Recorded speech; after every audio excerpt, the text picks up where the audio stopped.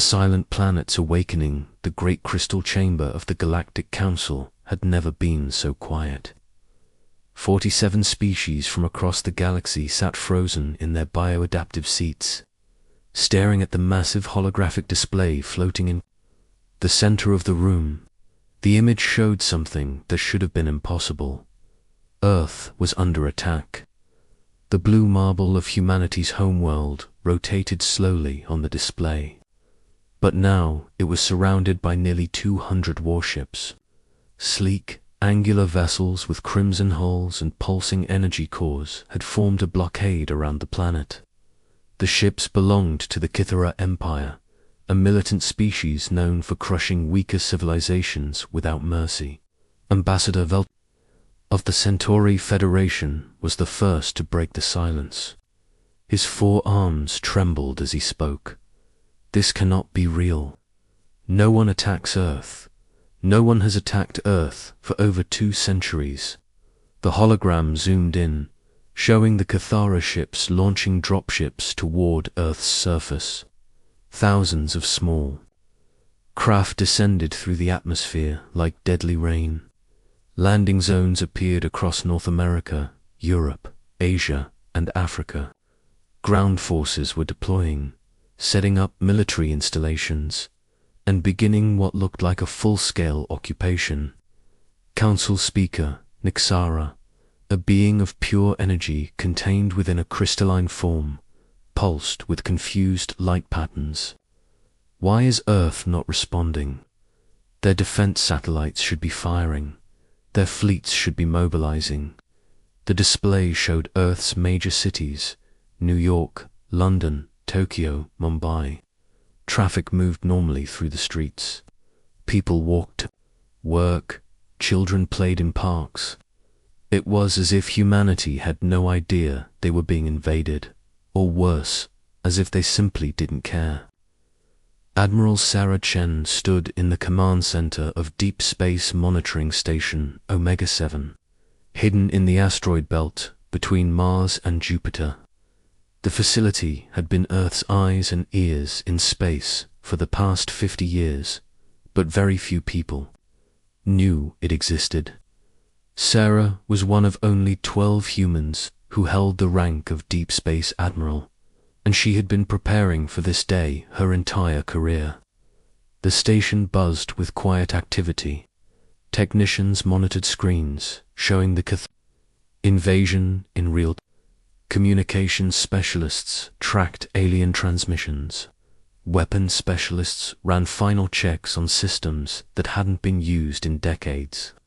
Everyone moved with calm precision, as if they had rehearsed this scenario 1,000 times. Lieutenant Commander Jake Morrison approached Sarah's command chair. His face was tense but determined. Admiral, the Kythera have established 17 ground bases. They're setting up mining operations and military command centers. Intelligence suggests they plan to strip mine our rare earth elements. Sarah nodded without looking away from the main display. She was a woman in her 50s with sharp grey eyes and short silver hair. A long scar ran from her left temple to her jaw, a reminder of humanity's last major conflict. What's their current assessment of our defensive capabilities? According to their encrypted communications, they believe Earth's military technology is at least 3 centuries behind theirs. They're treating this as a simple resource acquisition mission, not a war. Sarah allowed herself a small smile. Good. Let them keep thinking that. On Earth's surface, the invasion continued unopposed. Kythera soldiers in powered armor walked through the streets of major cities, scanning buildings and cataloging resources. Their leader, Warlord Crixtella, stood atop a temporary command tower erected in Central Park, looking out over Manhattan with satisfaction.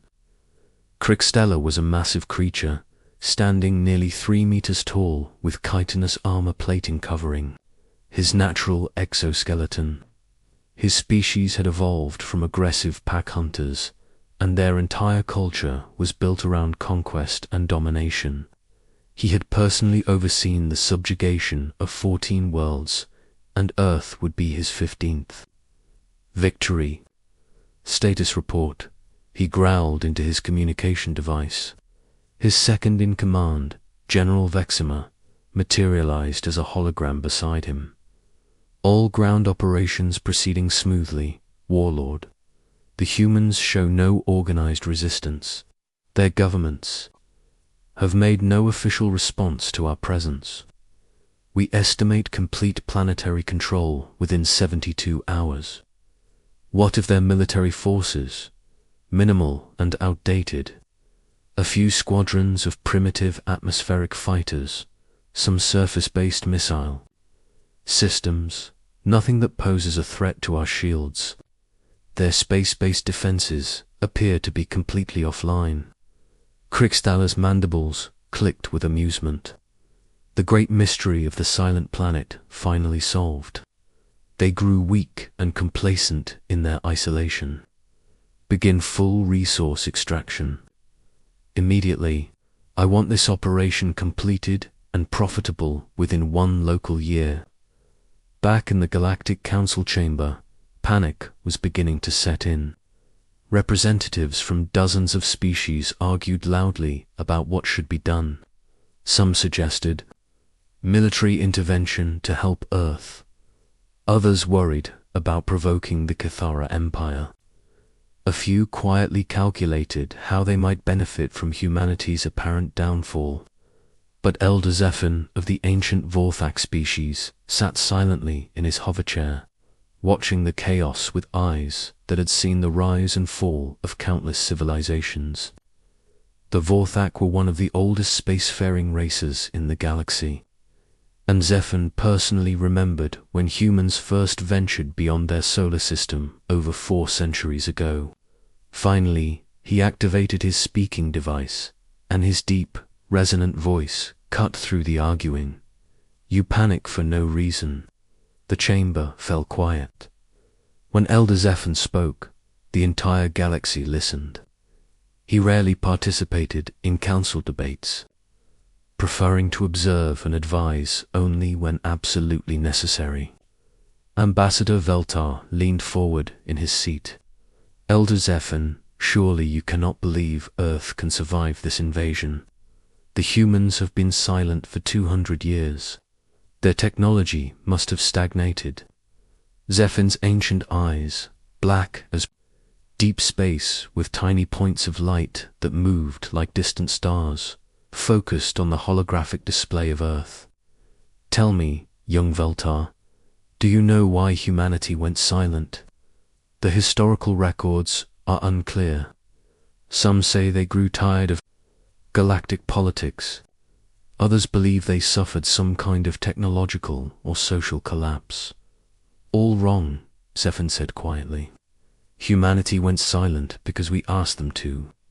A shocked murmur ran through the chamber. This was the first time anyone had heard this information. Council Speaker Nixara's crystalline form flashed with urgent patterns. Please explain, Elder. Zephyr's hoverchair drifted closer to the center of the chamber. 437 years ago, humanity made first contact with the hegemony of Krell. The Krell demanded submission or destruction, as was their way. Humanity refused. The war that followed lasted 18 years and consumed 17 star systems. The Elder's voice grew heavy with memory. The humans did not simply fight the Krell. They studied them, learned from them, adapted their technology and tactics with frightening speed. By the end of the war, human fleets were using weapons and strategies that made even our most advanced civilizations nervous. He gestured toward the display showing the ongoing invasion. When the war ended, humanity had become perhaps the most dangerous military force in the galaxy, not because of superior firepower, but because of their ability to learn, adapt, and innovate under pressure. The Council voted unanimously to ask humanity to step back from galactic affairs, to give the rest of us time to catch up. Ambassador Veltar's forearms gestured frantically, but that was over 4 centuries ago. Surely their military capabilities have declined. Zephin's laugh was like the sound of solar wind through asteroid fields. Declined. Young. Full. What do you think they have been doing for the past 200 years? On Earth, in a facility buried 3 kilometers beneath the Swiss Alps, Dr. Marcus Rivera monitored the invasion from his laboratory. The room was filled with quantum computers, holographic displays, and devices that seemed to bend light around them in impossible ways. Marcus was humanity's leading expert in theoretical warfare applications, and for the past 30 years he had been developing weapons systems that existed only in the realm of scientific theory, until today. Project Helios is ready for deployment. He announced to his team of researchers, all quantum resonance arrays are online. Temporal displacement fields are stable. The gravity well generators are at full power. His assistant, Dr. Yuki Tanaka, looked up from her workstation. Marcus, are you sure about this? Once we activate Helios, there's no going back. The galaxy will know exactly what we're capable of. Marcus Rivera was a man who had spent his entire career preparing for a war he hoped would never come. He was brilliant, dedicated, and absolutely ruthless when it came to protecting humanity. Yuki, they chose to invade our home. They chose to threaten our families. They made their decision. Now we make ours. High above Earth, Admiral Sarah Chen received the signal she had been waiting for. All stations, this is Deep Space Command. Project Helios is authorized. Repeat, Project Helios is authorized. Begin Phase 1 implementation. Across the solar system, hidden facilities that had been dormant for decades suddenly came to life. On the dark side of the moon, massive energy weapons emerged from carefully disguised craters. In the asteroid belt, what appeared to be mining stations revealed themselves as heavily armed battleships.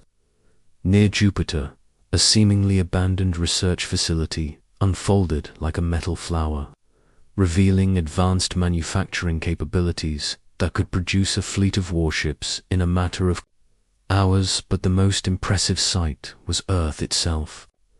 The planet's surface began to change.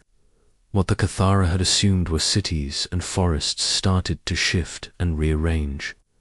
Entire mountain ranges moved aside to reveal massive defensive installations.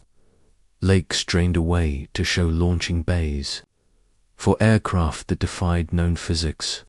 Even the oceans seemed to part, revealing underwater cities that had been hidden for centuries. Warlord Krikstala watched in growing horror as his easy conquest transformed into something impossible. His sensors detected energy signatures that shouldn't exist, weapon systems that violated known laws of physics, and military installations that appeared to be operating on principles his scientists couldn't even comprehend. General Vexmar. He barked into his communicator. What is happening down there? The response came through heavy, static, and interference. Warlord, our scanners are detecting massive energy buildups across the planet. The humans appear to have been tightening their true capabilities. Recommend immediate withdrawal of all ground forces. But it was already too late. The first phase of humanity's response had begun, and the Cathara were about to learn why Earth had remained silent for so long. The galaxy was about to remember why they had asked humanity to step back from galactic affairs in the first place. In the Galactic Council chamber, Elder Zephin watched the displays with grim satisfaction as Earth began to reveal its true nature. Warlord Krikstala made a fatal error, he said quietly. He mistook patience for weakness.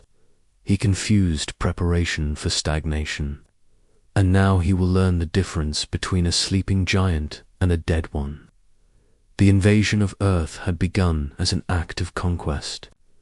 It was about to become a masterclass in why some worlds should never be disturbed.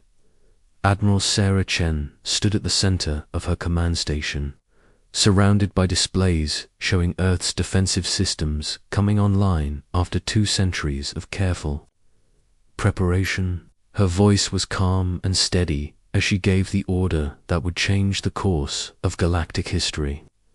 All units, this is Admiral Chen. The silent years are over. Show them what humanity has learned.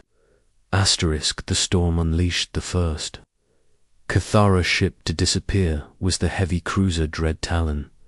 It had been monitoring Earth's orbital space when reality seemed to fold around it like paper. The massive warship, over 2 kilometers long and armed, with enough firepower to level a continent, simply ceased to exist.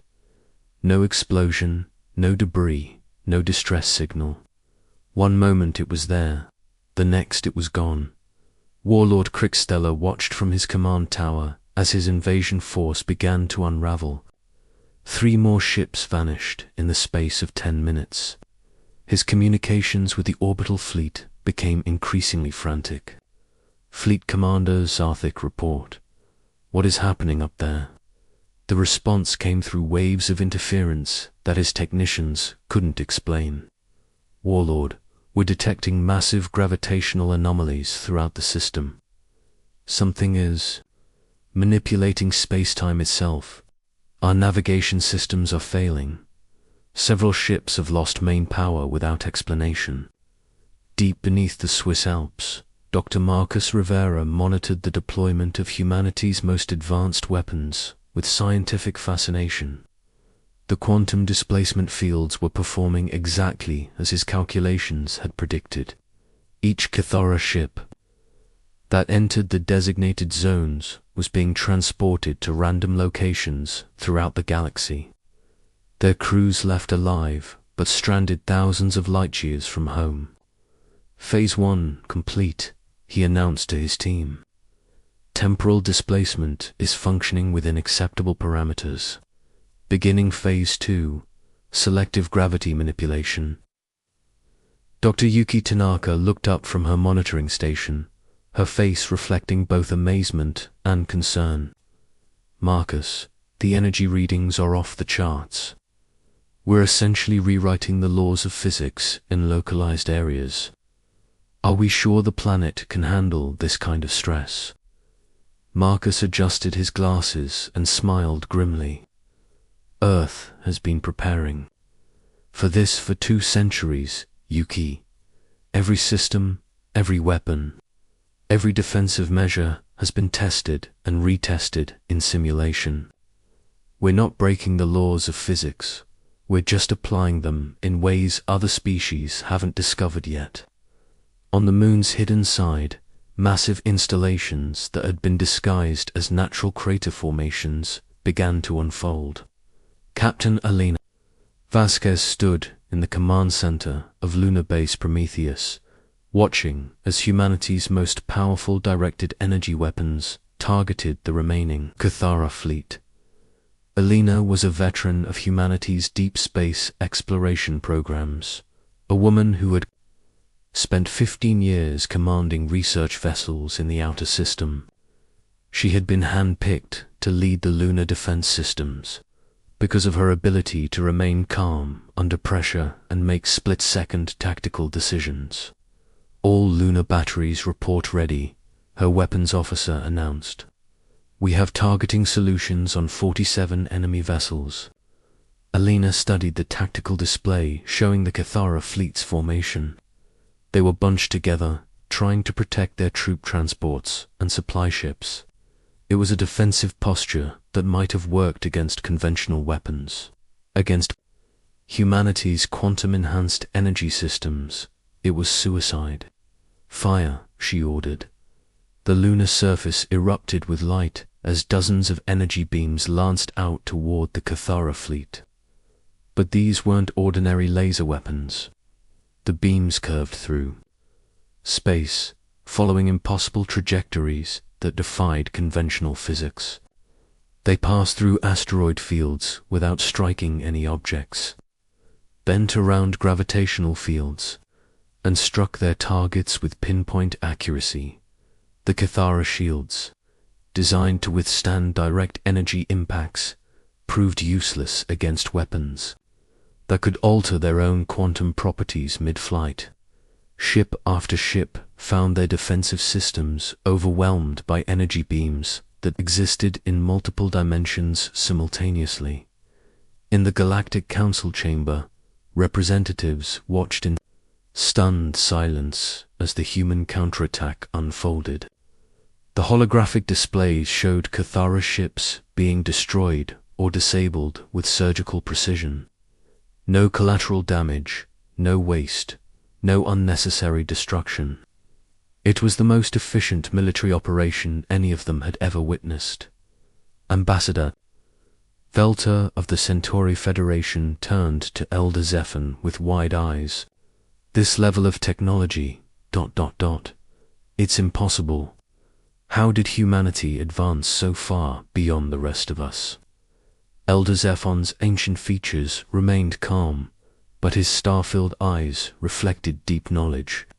Because while we spent the last 2 centuries competing with each other, forming alliances, fighting small wars over trade routes and territory, humanity focused on one single goal, making sure they would never again be threatened by anyone.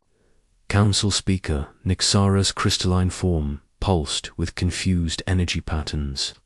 But Elder, this implies they were preparing specifically for invasion. Did they know the Cathara would attack? They didn't need to know who would attack.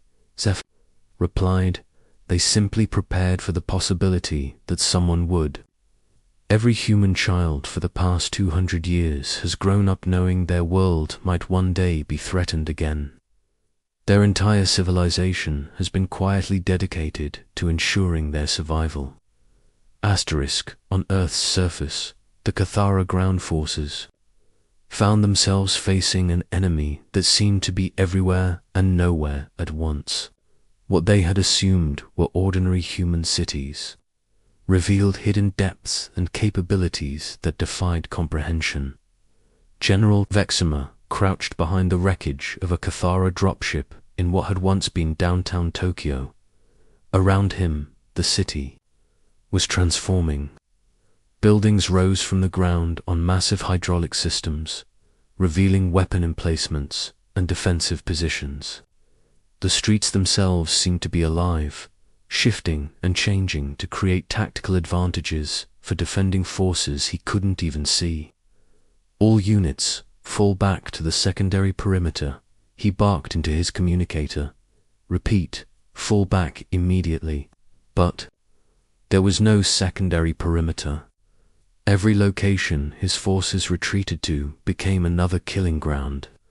Human defenders materialized from concealment, struck with overwhelming force, then vanished again before the Cathara could mount any effective response. These weren't ordinary soldiers. They moved with the precision of machines but the creativity of artists. Their equipment was unlike anything in the Cathara military database. Personal energy shields, weapons that fired projectiles through micro-wormholes, armor that seemed to bend light around it. Dr. Rivera watched the ground battle through satellite feeds, taking notes on the performance of humanity's new generation of soldiers. The enhanced training programs are working perfectly, he observed. Response time, tactical adaptation, equipment integration, all within optimal parameters. His assistant, Dr. Tanaka, frowned at her displays. Marcus, I'm picking up some concerning readings from the Cathara forces. Their biochemistry is changing. I think they're trying to adapt to our weapons. Marcus nodded. Expected. The Cathara are a highly adaptive species. But we prepared for that too. Initiate Protocol Omega. Across Earth, the nature of the human response changed again. The weapons being used against the Cathara forces began to shift and modify themselves in real time. Energy frequencies changed. Projectile compositions altered. Even the tactical patterns of human forces evolved to counter any adaptation the invaders might develop. It was warfare conducted not just with superior technology, but with superior intelligence, planning, and the ability to outthink and outadapt an enemy renowned throughout the galaxy for their battlefield flexibility. Warlord Krixthala stood in his command tower, watching his invasion force crumble around him. Half his fleet was gone, either destroyed or missing. His ground forces were trapped in pockets across Earth's surface, unable to advance or retreat. His supply lines had been cut, his communications were jammed, and his sensors showed energy. Signatures that his scientists insisted were impossible. Henadal Vexma, he growled into his communicator. Status report. The response came through heavy static. Warlord, we've lost contact with 70% of our ground forces. The humans aren't just fighting us, they're studying us. Every time we adapt our tactics, they counter-adapt faster. It's like fighting an enemy that can predict our moves before we make them. A new voice cut into the communication channel. It was calm, professional, and spoke perfect Cathara. Warlord. Krixthala, this is Admiral Sarah Chen of the Terran Defense Force. I believe it's time we had a conversation. Krixthala's mandibles clicked with rage. Human, I will not surrender to a primitive species. I'm not asking for your surrender, Admiral Chen replied. I'm offering you a chance to understand what you've really done here. The main display in Krixthala's command tower flickered and changed, showing Admiral Chen standing on the bridge of a vessel unlike anything in his military databases. The ship around her seemed to exist in multiple dimensions, with sections that appeared to fold in on themselves and energy patterns that hurt to look at directly. Admiral Chen was a woman who radiated quiet authority. Her uniform was simple, practical, and bore no visible rank insignia, but her presence commanded immediate attention. Behind her, the bridge crew moved with the precision of a perfectly synchronized machine. You invaded our world because you believed we were weak, she continued. You thought our silence meant we had grown complacent. You were wrong on both counts, Krixthala snarled. Your tricks cannot last forever, human. The Cathara Empire has fleets throughout the galaxy. When they learn of this attack on our forces, they already know, Admiral Chen interrupted. In fact, they're currently dealing with similar ... complications. The display changed to show star maps of Cathara space. Red dots marked the locations of their major military installations and fleet bases. As Krixthala watched in growing horror, the dots began disappearing one by one. You see, Warlord, when you decided to invade Earth, you triggered protocols that have been in place for 2 centuries. Every Cathara military installation within 100 light-years of our space is currently being neutralized by automated defense systems we positioned decades ago. Dr. Rivera spoke from his laboratory. Deep beneath the Alps, the beauty of quantum-entangled weaponry is that distance becomes irrelevant. We can strike targets anywhere in the galaxy instantly, with perfect accuracy and minimal energy expenditure. Krixthala's exoskeleton began to shake. This is impossible. No single species could develop such technology. You're right, Admiral, Chen admitted. No single species could, but humanity didn't develop these technologies alone. We learned from every species we ever encountered. We studied every weapon, every tactic, every scientific principle we could find, and then we improved on all of it. Elder Zephin's voice echoed through the Galactic Council chamber as he watched the final phase of humanity's demonstration. The humans call it standing on the shoulders of giants. They take the best ideas from every civilization and make them better. It is their greatest strength and the reason we ask them to withdraw from galactic affairs. Council Speaker Nick pulsed with urgent light patterns. Elder, if humanity possesses such capabilities, what prevents them from simply conquering the entire galaxy? The same thing that led them to withdraw in the first place. Zaphon replied. They are not conquerors by nature. They are defenders. They will go to any length to protect what is theirs, but they have no interest in ruling over others. The Cathara learned this lesson the hard way.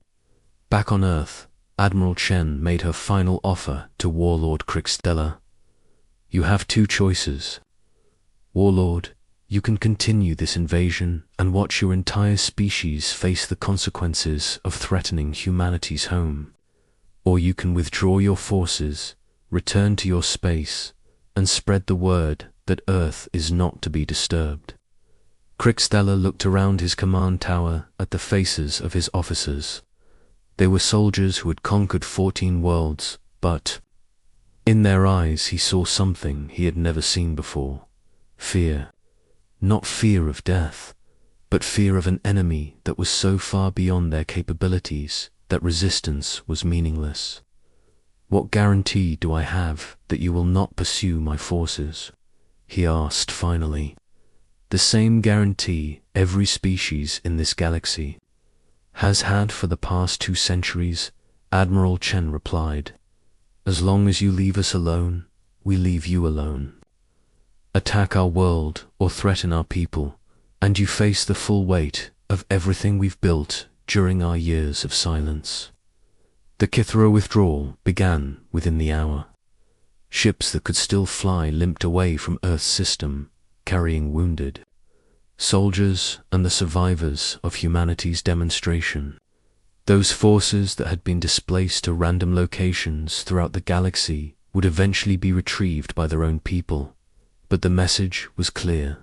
Earth was no longer the silent planet.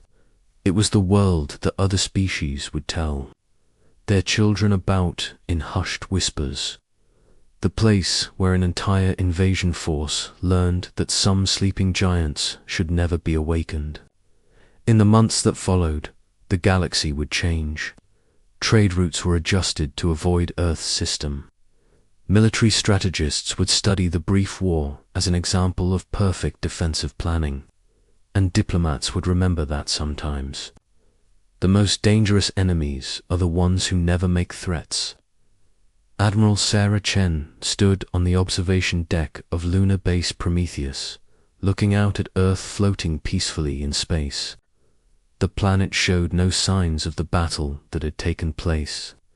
The cities had returned to their normal configurations, the hidden weapons were once again concealed, and life continued as if nothing had happened.